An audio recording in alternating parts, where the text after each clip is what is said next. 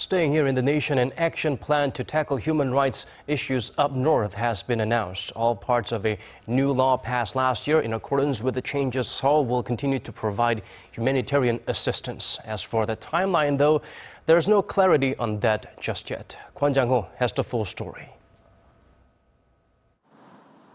Seoul's Unification Ministry handed in its North Korean Human Rights Action Plan to the National Assembly on Friday.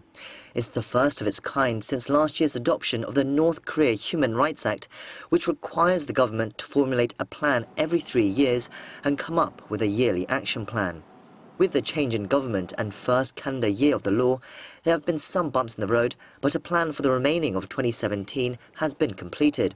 First, the ministry has pledged to seek the cooperation of UN bodies to adopt resolutions condemning North Korea's human rights violations.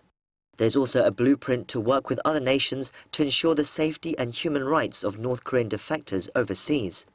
A broad variety of other actions are also included, such as record-keeping of the North's violations, resolving the issue of war-torn families, and increasing public awareness of North Korea's human rights abuses. On the other hand, several aspects that were originally proposed in April have been dropped, such as identifying specific human rights violators and the pledge to continue pursuing dialogue with Pyongyang. When asked whether this signaled a change in policy direction, a ministry official said the plan has been made based on what the government sees as feasible by the end of the year. One other aspect that has been included in the plan was the reaffirmation of the administration's will to provide humanitarian aid to North Korea.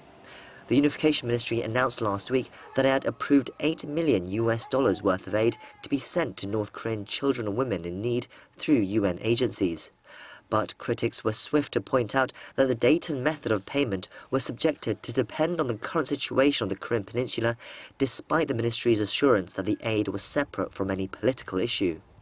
And as the new Human Rights Action Plan fails to clarify this point, it's still unclear when and how that aid will be provided.